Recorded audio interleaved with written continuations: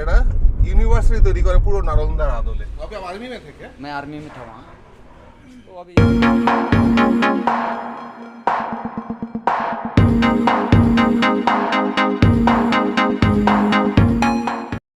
Good morning.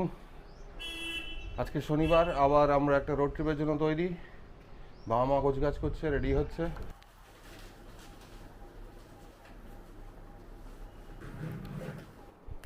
হয়ে গেছে সব?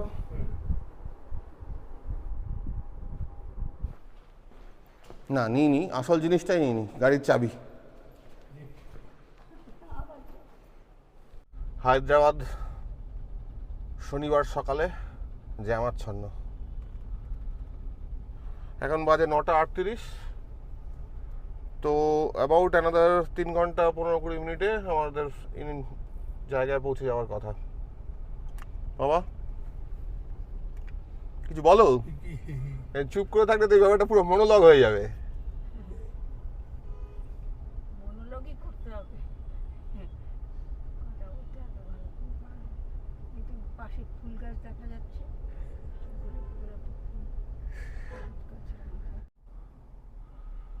আউটার রিং রোড গাচ্ছিবলি পেরিয়েছি, এগিয়ে যাব। যেহেতু আমার সমস্ত স্ট্যান্ড গাড়িতে যেগুলো লাগানো থাকে সেগুলো খুলে পড়ে গেছে, কোনো সেট আপ নেই, তো আমাকে গাড়ি থামিয়ে থামিয়ে কিছু করা ছাড়া কোনো রাস্তা নেই। তো আউটার রিং রোড থেকে বেরিয়ে নাগার্জুনা সাগর রোডে পড়েছি। প্রায় 50 কিলোমিটার আউটার রিং রোডেই কেটে গেছে। এখান থেকে অ্যাবাউট 160-70 কিলোমিটার বাকি, আর আমাদের লাগবে বোধহয় 160-70 কিলোমিটার যেতে 2-2.5 ঘন্টা। তো ফাইনালি ক্যামেরাটাকে একটু লাগানো গেছে, দেখা যাক কি হয়। সব তো খুলে খুলে পড়ে যাচ্ছিল, যাই হোক একটু লাগিয়েছি। ওয়েদার চমৎকার, আকাশ পুরো নীল। আমরা এগিয়ে চলেছি ইথিওপাথালা ফলস, বেসিক্যালি যেটার নাম হচ্ছে, পোশাকি নাম হচ্ছে আমরাবাদ টাইগার রিজার্ভ। আমরা ভিতরে ঢুকবো না, আমরা জঙ্গলের ধারটাতে ঝর্ণার ধারে একটা ছোট্ট গভর্নমেন্টের হোটেল আছে, সেখানে থাকবো। তো এখন বাজে 11:28। এখান থেকে আমরা এখনো ডেস্টিনেশন থেকে অ্যাবাউট 100 কিলোমিটার দূরে। তো যেটা লাগবে প্রায় 1 ঘন্টা 50 মিনিট 40 মিনিটের মতো। আশপাশ দিয়ে একটা ঢেউ খেলানো, মানে কিছু টিলা ফিলা দেখা যাচ্ছে, অনুচ্চ টিলা দেখা যাচ্ছে, ছোটখাটো জনপদ, আর প্রচুর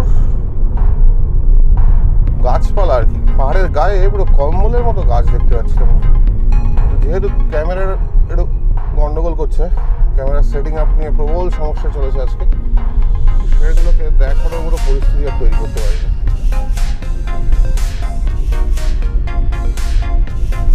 আবার এরকম একটা ছোট জনপদের মধ্যে দিয়ে যাচ্ছে।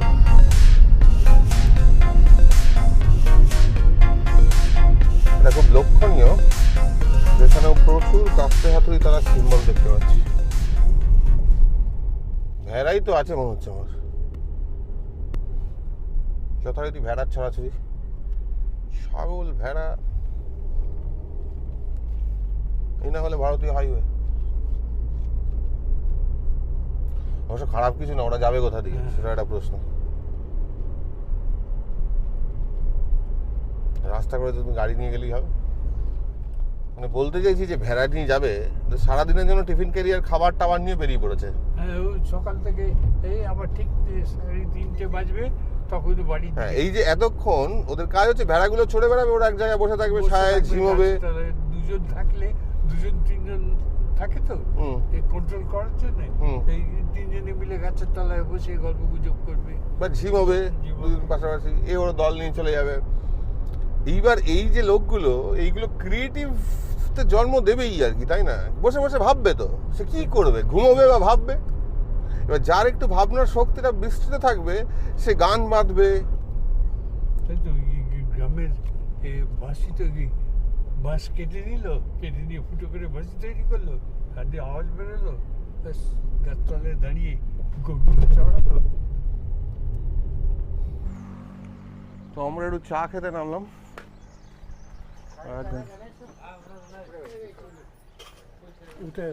हाँ वहाँ पे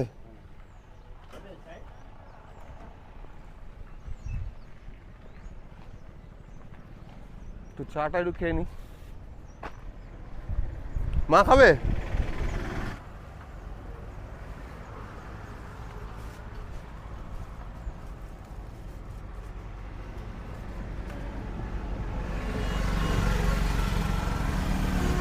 नागार्जुन सागर का रोड यही है ना?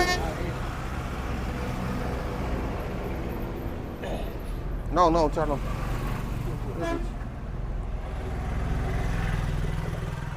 इस जगह का नाम क्या है? उर्मेर। क्यों? अच्छा कुरमेड। উনুনটা দেখো, খুবই ইন্টারেস্টিং তাই না? মাটির উনুন, অথচ এতটা উঁচু। কোল্ড ড্রিঙ্কসের বোতলগুলো বহুদিন বিক্রি হয়নি।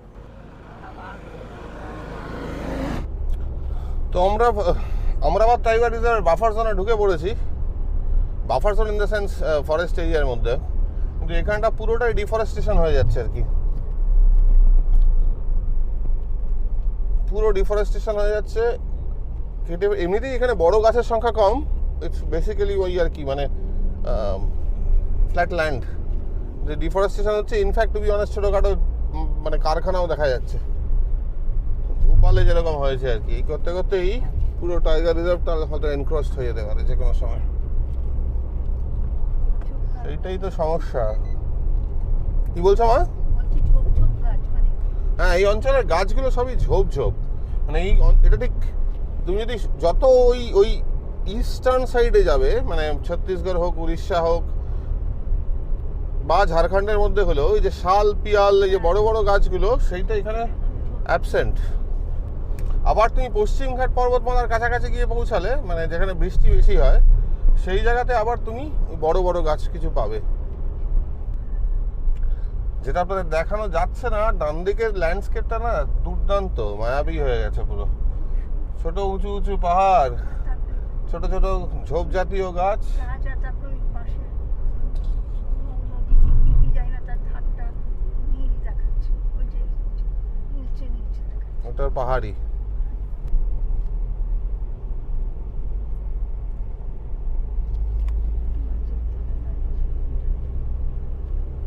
আমি জানি না কতটা ক্যামেরা জাস্টিস করছে, জাস্ট অসাধারণ লাগছে দেখতে। ঢেউ খেলানো সবুজ ল্যান্ডস্কেপ, অপূর্ব।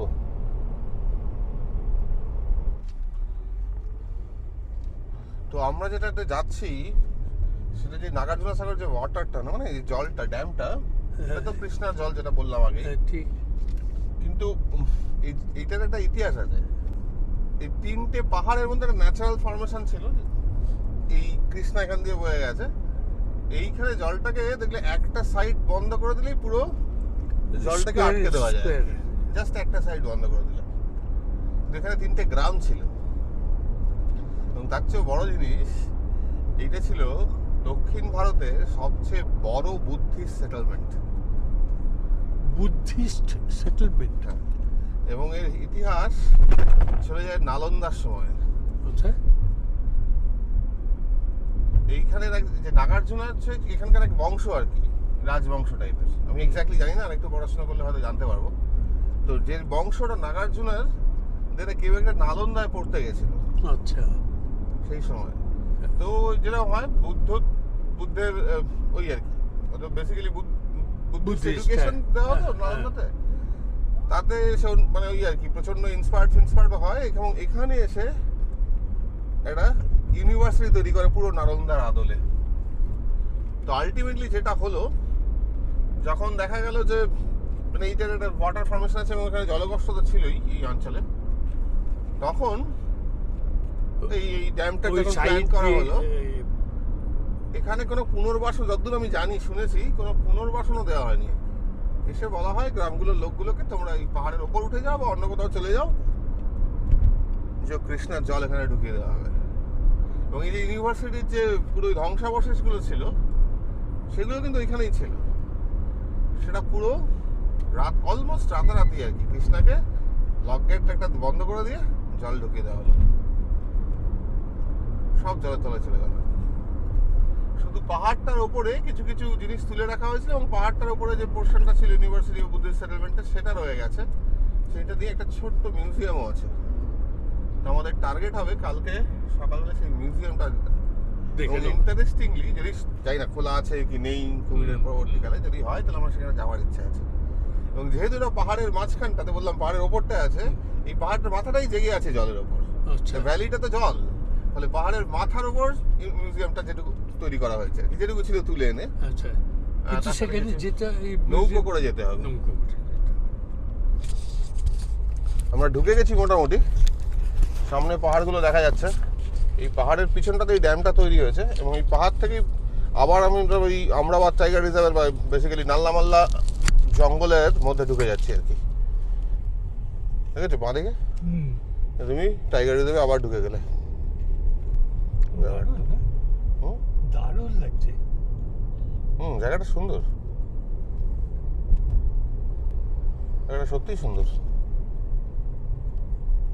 ঠান্ডার সময় এলে এখানে টুকটুক করে না, তুমি সবচেয়ে ভালো টাইম হচ্ছে মানে এই বর্ষাটাই আর কি, বর্ষাটাই তো জলটা থাকে। এটা যে বুদ্ধিস্ট সেটেলমেন্ট, সেজন্যই বুদ্ধ বানাম আর কি, বুদ্ধিস্ট প্রার্থনা স্থল ইত্যাদি রয়ে গেছে এখনো, মানে কালচারটা তো আছে সেটা। পুরো ওইটাই আমরাবাদ টাইগার রিজার্ভ বা নাল্লামাল্লা ফরেস্ট যেভাবে বলো আর কি, নাল্লামাল্লা ফরেস্ট বলে ইন জেনারেল, তার মধ্যে একটা পার্ট হচ্ছে আবার আমরাবাদ টাইগার রিজার্ভ। এটা হচ্ছে আমরাবাদ টাইগার রিজার্ভের প্রান্ত। তুমি যদি আমরাবাদের মেইন যে মানে জায়গাটা দেখতে হয়, সেটা একটু অন্য জায়গা দিয়ে যেতে হবে। এবার সেটা যেতে হবে হচ্ছে ফারাহাবাদ অঞ্চল। ভালুক ভালুক ভালুক স্লথ বিয়ার। আচ্ছা ইনফ্যাক্ট আরেকজনকে সাথে একটা সাক্ষাৎকার দেখছিলাম একজনের, হুম, সে বলছে বাঘের চেয়ে ভালুক বেশি বিপজ্জনক। ওখানটাকে ছায়াটা পড়ছে মেঘের হুম। পাহাড়টার ওপর।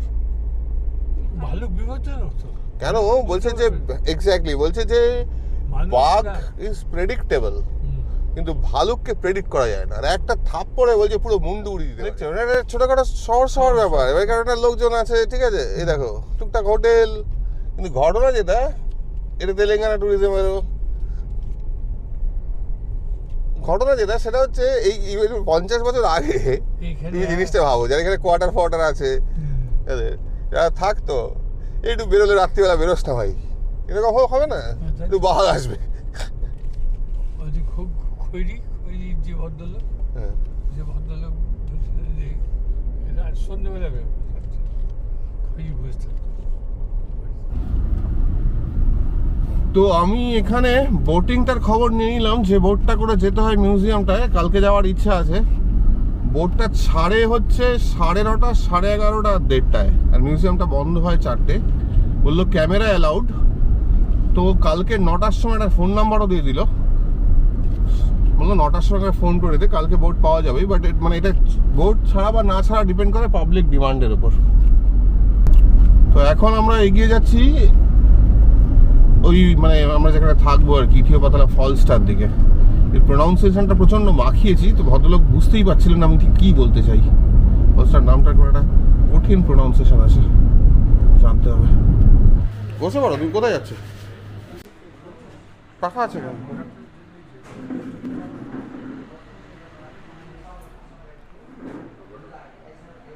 মা বসে কেন?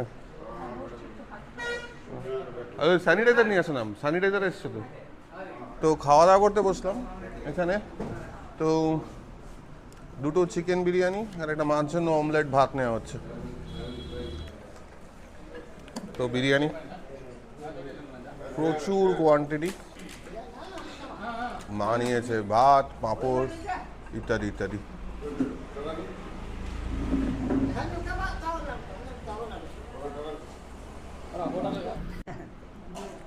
मैं इसलिए पूछा कि नेपाल वाला आदमी क्या अपना आदमी? हाँ हाँ, ये मैं तो दार्जिलिंग तो जाता ही रहता था। तो ये जो भैया मिल गया, भैया एक्चुअली नेपाल का है, और जो ये दिखने में नहीं लगता आपका, ये धूप में आपका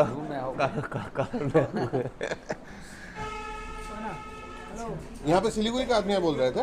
हाँ जी हाँ जी, तो ये सारे ड्राई फिश का ही ड्राई फिश का इलाका है पूरा। हाँ पूरा, मतलब वो लोग ड्राई फिश का ही Yes, yes. कारोबार करते हैं। हाँ। तो सिलीगुड़ी में ट्रैवल्स भी है, कार का और ट्रैवल्स। अच्छा कलकत्ता, अच्छा अच्छा और बाद में कलकत्ता के भी लोग आते रहते इधर, हाँ, कच्चा हाँ। धंधा करने वाले, अच्छा अच्छा। कच्चा धंधा मच्छी।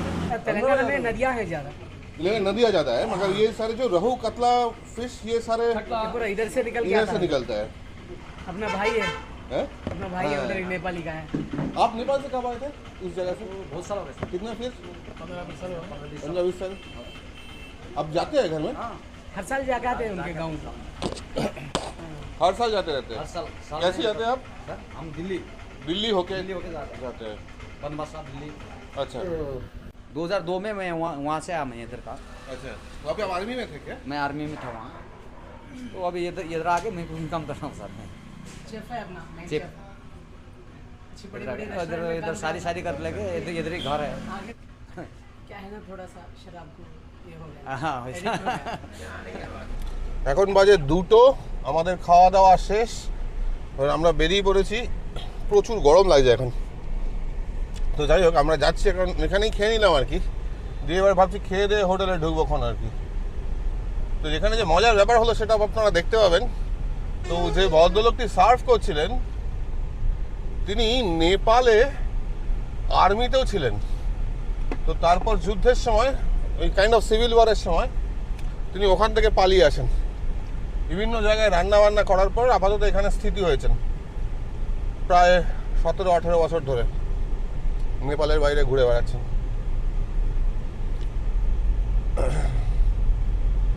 রিফিউজির কোনো জায়গা নেই, কোনো বাড়ি নেই, কোনো দেশ নেই। ভদ্রলোক যে নেপালি সেটা মানে বাবাকে জিজ্ঞেস করলেন আপনি কি নেপালের কাছে থাকেন, সেটা নোটিস করেছেন বাবার টুপিটা দেখে। এদিকে আকাশ পুরো কাঁপিয়ে দিচ্ছে। তো আমরা তেলেঙ্গানা ছেড়ে অন্ধ্রার দিকে ঢুকছি, চারিদিকে লেবু বিক্রি হচ্ছে। এটা হচ্ছে আমরা এখন যাচ্ছি বাঁধটার ওপর দিয়ে, সেকেন্ড লক গেটটা, আর ডান দিকে আছে আমাদের দিকে মেন লক গেটটা, জল ছাড়া চলছে। হ্যাঁ কি হয়েছে? এরকম ইয়ে থেকে জল পড়ছে, জলের মুখেতে হ্যাঁ। বড় বড় মাছ, কাতলা মাছ। আচ্ছা, সেই মাছ এটা কোথায়, জায়গাটা কোথায়? রেণু সাগর, সেটা কোথায়? মির্জাপুর ডিস্ট্রিক্টের ওই যেখানে কোন ডিস্ট্রিক্ট? মির্জাপুর ডিস্ট্রিক্ট। এটা মানে উত্তরপ্রদেশ? না না, ওই তো বেনারসের পাশে, ইউপি ইউপি ইউপি। ওই তো উত্তরপ্রদেশ জিজ্ঞেস করলাম। আচ্ছা ইউপি। তো ওইখানে তোর রেণু সাগর একটা ড্যাম ছিল, তো সেই ড্যামেতে এরকম জল পড়ছিল, জলটা পড়ে ওখান থেকে মাছ বেরোয়, মাছ ধরেছে, ধরে নিয়ে কেটে বিক্রি করেছে। আমি মাছটা কাটা কিনেছি 1 কেজি। আচ্ছা, একটা লোক হ্যাঁ 2 দিন ধরে খাবো, হ্যাঁ সে কপি দিয়ে আর মাছ দিয়ে রান্না করেছি। হ্যাঁ আর যার বাড়িতে ছিলাম হ্যাঁ সে একটা ভেজিটেরিয়ান, সে এসে যেই দেখেছে মাছ, আর সে হনুমানের মতো লাফাতে আরম্ভ করলো মাঘ মাসের দিনে। লাস্টলি সে মাঘ মাসের দিনে ঠান্ডা জলে হুড় হুড় হুড় করে স্নান করলো, আমাকে বললো ফেঁকো। তা আমি কড়াটা উল্টে মাঠে ফেলে দিলাম। 2বার পর কড়াটা নিয়ে এসে বললো কড়া সমেত ফেঁকো। লোকজন বয়স্ক লোকেদের সম্মান টম্মান বেশি দেয়, সেটা পয়সাটা নিল না। আগেবার আমি আর মধু এসেছিলাম, দিব্য নিয়েছিল পয়সা। এটা মাছ ভাজছে চারিদিকে, এখানে লোকজন খেতে জঙ্গলে কাজ করে, এসে মনে হয় মাছ ভাজে আর মদ খায়। বললো দেশি লিকার খায়, হ্যাঁ সেটা তো এখানে, কিন্তু নেপালি ছেলেটা। হ্যাঁ সে তো এখানকার, কিন্তু ও তো আর এখানকার।